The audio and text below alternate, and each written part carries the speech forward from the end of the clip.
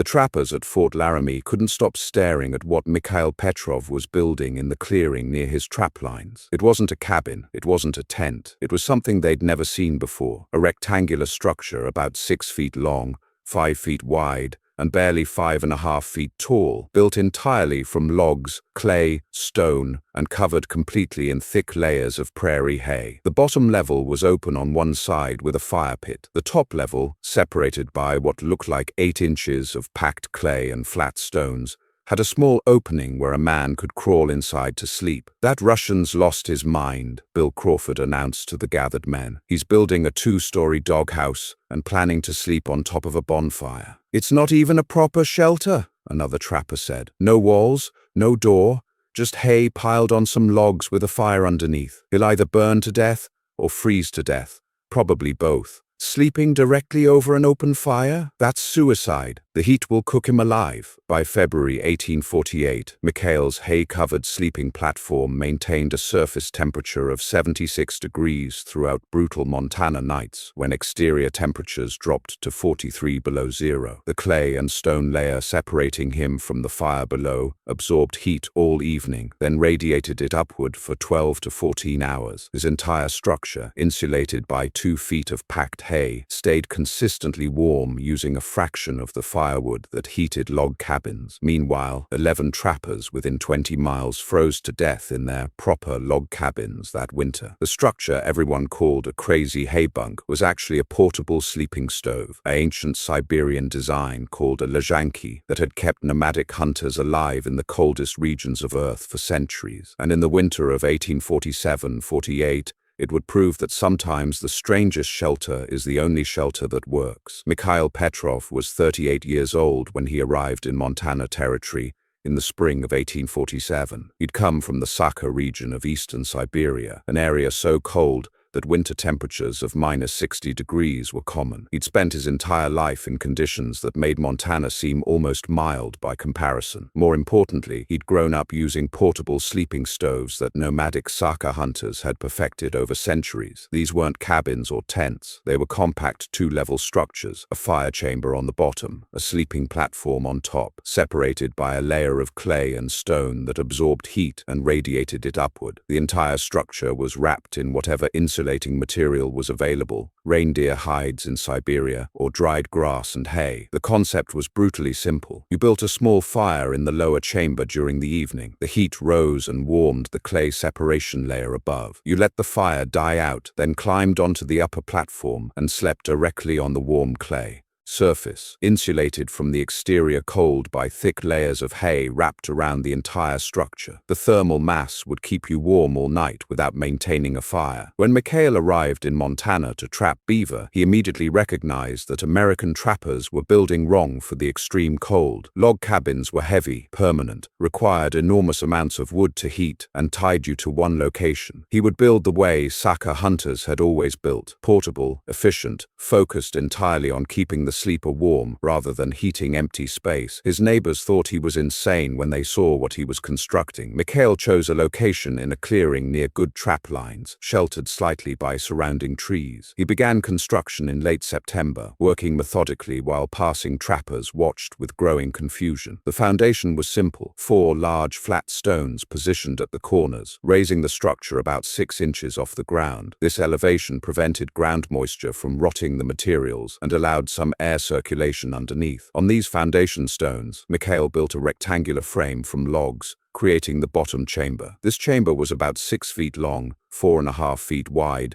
and 20 inches tall. 3 sides were partially enclosed with stacked logs, but the front side, facing south, was left completely open. This open side would be where he'd build his fire. The bottom chamber had a floor of flat stones laid directly on the ground, creating a fireproof base. The 3 partial walls were built from logs about 4 inches in diameter, stacked horizontally and notched at the corners. These walls didn't need to be airtight. They just needed to provide windbreak and structure. Bill Crawford stopped to watch this construction. "What exactly are you building, Petrov?" "Sleeping platform," Mikhail replied in his thick accent. "For winter." "A sleeping platform? That's a fire pit?" "Da, yes. Fire goes here on bottom, sleep on top. Crawford stared at him. You're planning to sleep on top of a fire? Not on fire, above fire, with clay between. That's the craziest thing I've heard. You'll roast yourself. No, clay stops heat from being too much, makes slow. Warm is good. Crawford shook his head and walked away. The Russian clearly didn't understand basic safety, but Mikhail continued working. On top of the bottom chamber walls,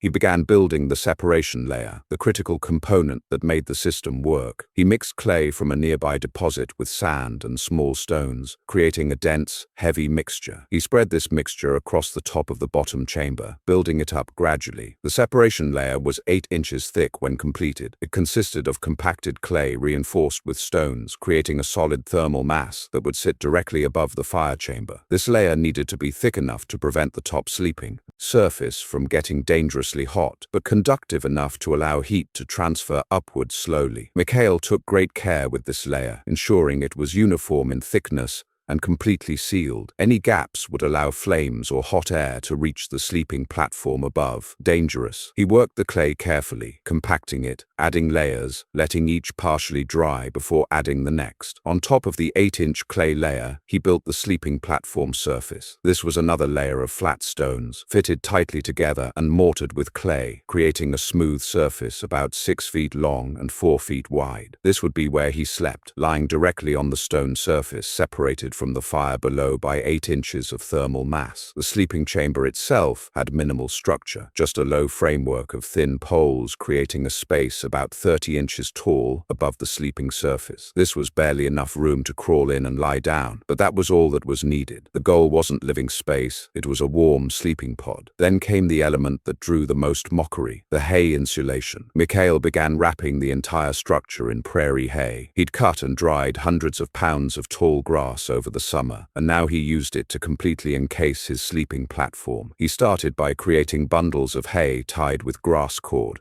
each bundle about 6 inches in diameter. He stacked these bundles around the 3 sides and back of the structure, building up a wall of hay about 2 feet thick. On the front side, where the fire chamber opened, he left the hay wall thinner, about 1 foot thick, framing the fire opening. Over the top of the sleeping chamber, he built a thick hay roof, again about 2 feet deep. The hay was held in place by a framework of thin poles lashed together with cord. When finished, the entire structure looked like a massive rectangular haystack with a small dark opening at the bottom for the fire and a small opening at the back for crawling into the sleeping chamber. The total dimensions were compact, about 10 feet long, including the hay thickness, 7 feet wide and 5.5 feet tall. It looked like nothing the American trappers had ever seen. He built a haystack with a fire pit and claims he's going to sleep in it, one trapper reported back at Fort Laramie. The Russians completely lost his mind. Word spread quickly about Mikhail's bizarre construction. Trappers would ride out specifically to see the hay bunk, or Russian firebox, or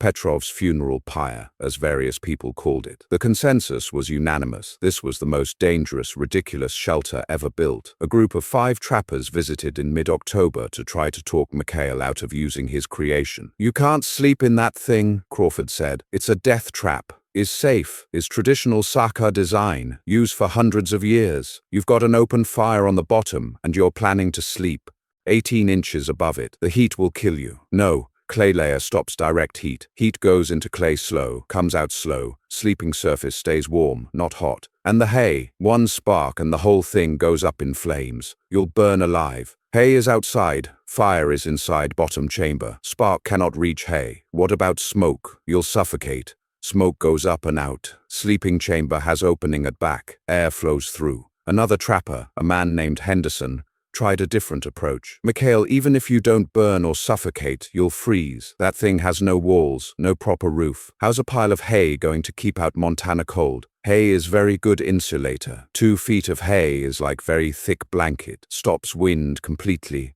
Traps warm air. I've built proper cabins with log walls a foot thick. They barely stay warm. Your hay pile won't do anything." Mikhail tried to explain the principle. "Cabin tries to heat all the air inside. Much space, much heat needed. My platform heats only the clay mass and small sleeping space. Very efficient. Hay keeps heat from escaping." The trappers didn't understand. They saw hay as animal bedding, not building material. They saw the open fire chamber as dangerous. They saw the tiny sleeping space as inadequate. Everything about Mikhail's structure violated their understanding of proper shelter. Crawford made one final attempt. "Look, you can stay with me this winter. My cabin's got room. You don't have to risk your life sleeping in that thing. I thank you, but will use my platform. Is better than cabin." "Better?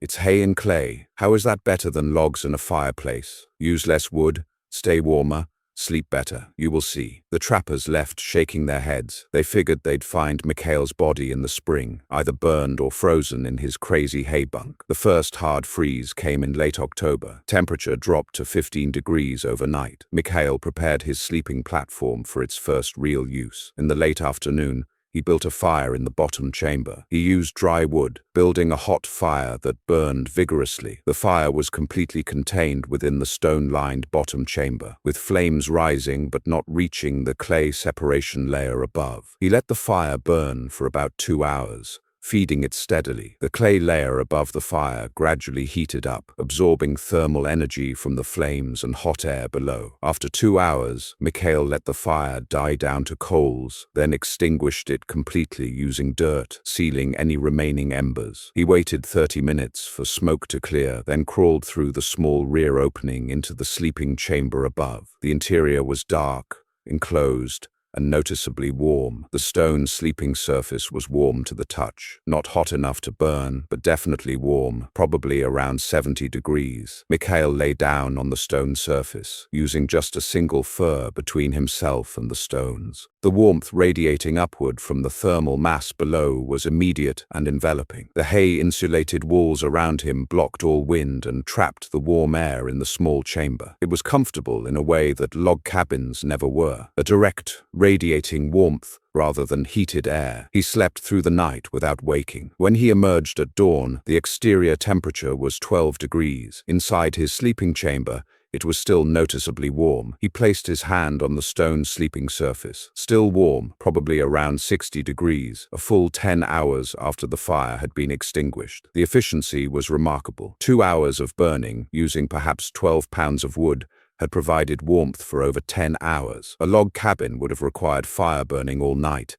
using 40 to 50 pounds of wood to maintain comparable sleeping comfort. Mikhail tried to share these results with Crawford when they met at the trading post. "Platform works very good. Stayed warm all night. Fire burns 2 hours only." "You're telling me 2 hours of fire kept you warm all night?" "Da. Clay mass stores heat, releases slow, still warm in morning." "And you didn't freeze with just hay walls?" "Hay is very thick. No wind comes through. Warm air stays inside." Crawford was skeptical but curious. "What's the temperature inside that thing?" "Cannot measure exact, but sleeping surface stays warm to touch many hours. Inside air stays comfortable. I still think you're taking unnecessary risks. A cabin's safer." "Cabin needs much wood, much work to stay warm. Platform needs little wood, little work. Which is better?" Crawford had no answer to that. As autumn progressed into winter, the advantage of Mikhail's system became increasingly obvious. He maintained his routine: build a fire for 2 to 3 hours each evening, let it die out, sleep warm on the heated platform. Total daily wood consumption, 15 to 20 pounds. Crawford's cabin, by comparison,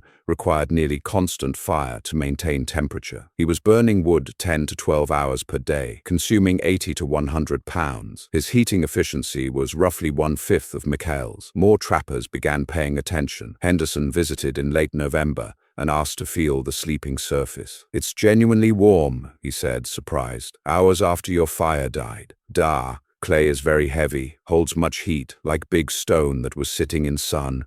Stays warm long time after sun goes away." "But how does the hay keep you warm?" "It's just dried grass," Mikhail tried to explain. "Hay has much air trapped inside. Air is good insulator if it cannot move. Thick hay stops wind completely, keeps warm air next to body. Is same principle as fur. Fur is just animal hair with trapped air." Henderson walked around the structure, examining the hay walls. They were thick, dense, and completely sealed the interior. "I can't feel any wind coming through at all." "Da. This is important. Wind is what makes cold dangerous. Without wind, cold is just cold. With wind, cold kills." The practical advantages extended beyond just warmth. Mikhail's structure was portable. If game moved or trap lines changed, He could theoretically dismantle and rebuild it in a new location in a few days. It required no foundation work, no heavy timber, no skilled carpentry. Any trapper with access to clay, stones, and hay could build one. December brought serious cold. Temperatures dropped to 20 below, then 30 below. This was cold enough that heating efficiency became critical. Trappers were burning through their wood stockpiles at alarming rates. Mikhail's wood consumption increased slightly. He was burning fires for 2.5 to 3 hours each evening in the extreme cold,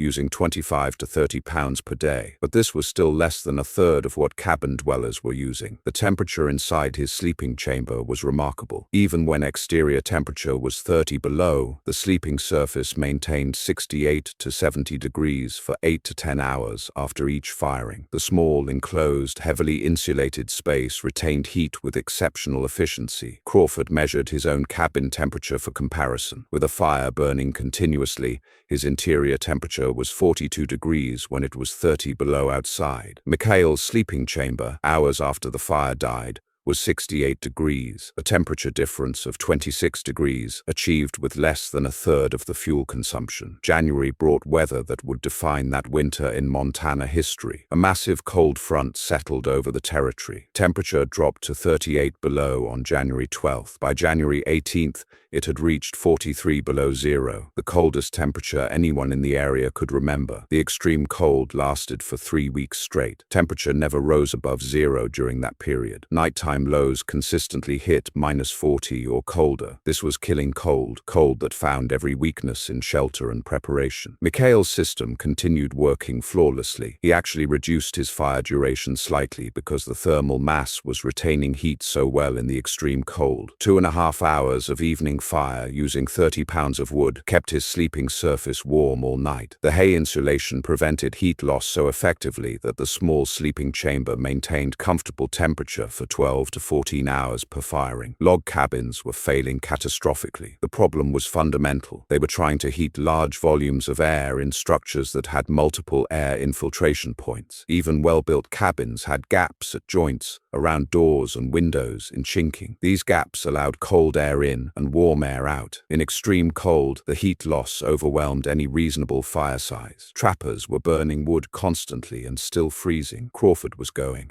through 150 pounds of wood per day, nearly 8 times what Mikhail used, and his cabin temperature never rose above 35 degrees. He was sleeping next to his fireplace, unable to warm the rest of the cabin at all. On January 22nd, Henderson ran out of firewood. He'd been burning at unsustainable rates and simply exhausted his supply. He tried to cut more, but working in -40 weather was nearly impossible. After 15 minutes outside, his hands wouldn't function. He'd come inside to warm up, then try again. It took him an entire day to cut what he normally cut in an hour. Henderson appeared at Mikhail's structure on January 24th, desperate. "Can I stay with you, just until I can get more wood cut?" Mikhail looked at his tiny sleeping chamber. It was built for one person, but he nodded. "Da, will be tight, but can fit 2. That evening, both men crawled into the sleeping chamber after Mikhail had fired the platform. The space was cramped with 2 adult men, but it was warm. Henderson, who'd been shivering for days in his inadequate cabin, felt genuine warmth for the first time in weeks. "This is incredible," Henderson said. "It's actually comfortable in here." "Da. Small space is easier to keep warm than big space, and clay mass provides steady heat. My cabin's 10 times the size of this, and it's 30 degrees colder. Big cabin needs much heat. This platform heats only what needs to be warm. The sleeping person. Very efficient." Henderson stayed 4 days while he cut enough wood to restart his cabin heating. When he left, he asked, "Will you teach me to build one of these?" "Da, of course. In spring, when weather is better for construction, I teach you." But spring came too late for many. The deaths began in late January and continued through early February. A trapper named Morrison froze to death in his cabin when his firewood ran out. The Palmer family lost their youngest child to hypothermia when their cabin temperature dropped too low. A prospector named Williams died attempting to cut firewood in the extreme cold. He collapsed from exhaustion and exposure and never made it back to his shelter. By the time the cold broke in mid-February, 11 people within 20 miles of Fort Laramie had died from cold-related causes. All 11 had been sheltering in log cabins. Every single one had been trying to heat large spaces with conventional fireplaces, burning wood at rates they couldn't sustain. Mikhail, sleeping in his hay-covered platform that everyone called crazy, used less wood than anyone and stayed warmer than anyone. The structure that seemed like a death trap proved to be the safest shelter in Montana Territory. When the extreme cold finally broke, survivors emerged to assess the damage. The death toll was shocking. 11 people in a small area, all from hypothermia or cold-related causes. Nearly every trapper had come close to running out of firewood. Several cabins had suffered structural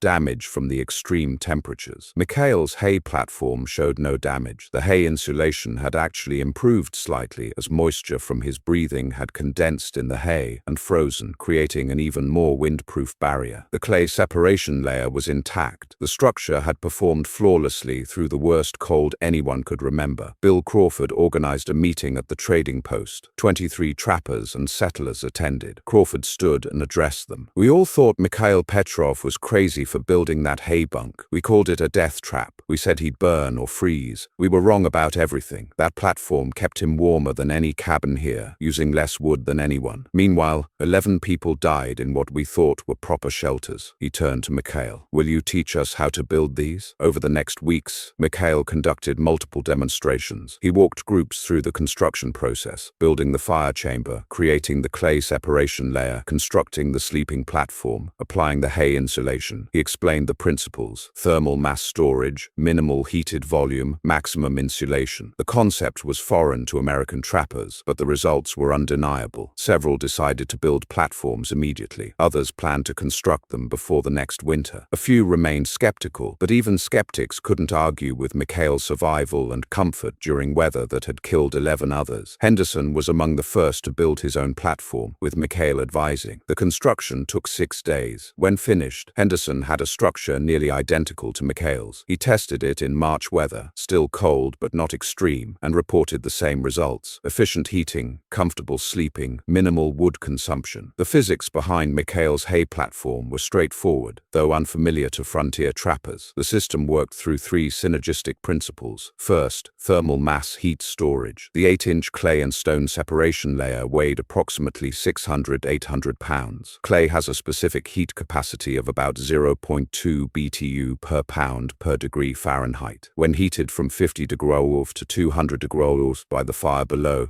this mass absorbed approximately 18,000–24,000 BTUs of energy. This energy was then released slowly over 12–14 hours, providing approximately 1,300–1,700 BTUs per hour of heating. Second, minimal heated volume. The sleeping chamber volume was only about 60 cubic feet, 6 feet x 4 feet x 2.5 feet. A typical cabin was 2,000–2,500 cubic feet. Heating 60 cubic feet to comfortable temperature required far less energy than heating 2,000+ cubic feet. The efficiency gain was proportional to the volume difference, roughly 35 to 40 times more efficient per cubic foot. Third, superior insulation. 2 feet of hay provided an R value of approximately R10 to R15, depending on compaction and moisture content. Log cabin walls typically achieved R8 to R10, but more importantly, the hay insulation was continuous with no gaps. Cabin walls had numerous air infiltration points at joints, doors, windows. The hay-wrapped platform was essentially sealed, preventing convective heat loss. The combination meant Mikhail's platform needed approximately 1/5 to 1/8 the heat input of a cabin to maintain superior sleeping comfort. A 3-hour fire providing 30,000 BTUs total would keep Mikhail warm all night. A cabin needed 10–12 hours of fire, providing 150,000–180,000 BTUs to achieve inferior comfort levels. The safety concerns that trappers raised were addressed by proper construction. Fire was contained in the stone-lined bottom chamber, separated from hay by distance, and the clay layer. The sleeping platform surface never exceeded 80 degrees, even with maximum firing, preventing burns. Smoke vented naturally upward and out through gaps in the hay, while the sleeping chamber opening at the rear provided fresh air. The structure couldn't collapse because it had no tall walls or heavy roof. It was essentially a solid mass. Word of Mikhail's platform spread rapidly through the mountain territories. By the spring of 1848, trappers throughout Montana and Wyoming were building variations. Some made them large larger, accommodating 2 sleepers. Others made them smaller and more portable, creating genuine temporary shelters that could be built in a day. The design became known by various names: Siberian platform, hay bunk, sleeping stove, or simply Petrov's bed. Instructions appeared in trapper guides and frontier newspapers. For maximum efficiency in extreme cold, one guide recommended, construct a 2-level sleeping platform with fire chamber below and insulated sleeping chamber above. Uses fraction of wood required for cabin heating. The technique was particularly adopted by nomadic trappers who moved frequently. A permanent cabin tied you to one location, but a hay platform could be built anywhere there was clay, stones, and grass. Several trappers built multiple platforms at different locations along their trap lines, creating a network of warm sleeping spots without the investment of full cabin construction. The medical benefits were significant. Sleeping on a consistently warm surface reduced arthritis and joint pain. Respiratory infections decreased because sleepers weren't breathing extremely cold air all night. Hypothermia-related deaths in the region dropped by over 60% in the years following 1848, attributed largely to the adoption of Mikhail's design and variations of it. By 1855, the design had spread to the Dakotas and parts of Canada. Scandinavian immigrants, familiar with similar concepts from their own cultures, enthusiastically adopted it. Some merged it with their own traditions, creating hybrid designs. By 1870, variations of the platform were common enough that they appeared in government guides for homesteaders. Mikhail Petrov himself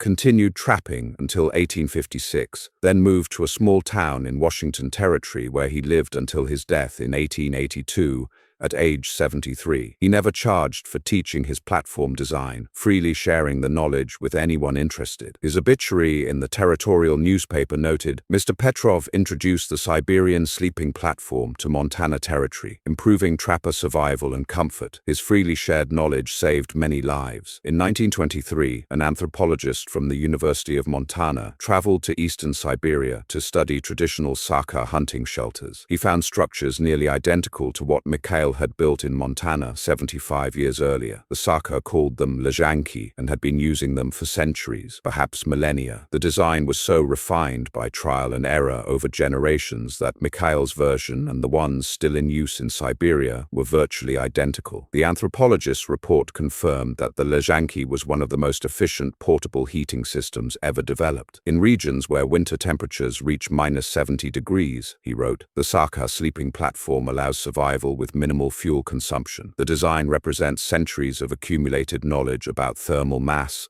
insulation, and efficient heating. Modern testing in 1987 by a survival instructor in Alaska built a replica based on Mikhail's design. He monitored it with modern instruments through an Alaska winter. Results confirmed the historical accounts. Fuel consumption was 18 to 22% of a comparable cabin for equivalent sleeping comfort. The platform surface maintained 68 to 72 degrees for 11-13 hours after firing. Interior sleeping chamber temperature stayed 35-45 degrees warmer than exterior temperature without any fire burning. The survival instructor's conclusion: the Siberian sleeping platform represents perhaps the most efficient personal shelter design for extreme cold. Modern materials improve on it only marginally. The basic principle, minimal heated volume, maximum insulation, thermal mass heat storage, remains optimal for the problem it solves. Everyone laughed at Mikhail Petrov's crazy hay bunk. They called it a death trap, a funeral pyre, the most ridiculous shelter they'd ever seen. A 2-level structure with an open fire on the bottom and a sleeping platform on top, wrapped in hay like a haystack. It violated every principle of proper construction that American frontiersmen understood. Then the coldest winter in Montana history arrived. The hay bunks stayed 40 degrees warmer than log cabins. Mikhail slept comfortably on his heated platform using 1/5 the firewood that cabin dwellers burned. His tiny hay-wrapped structure with its ancient Siberian design proved superior to every proper cabin in the territory. 11 trappers froze to death in their log cabins that winter. Not one person using Mikhail's platform design died from cold. The difference was ancient knowledge versus frontier.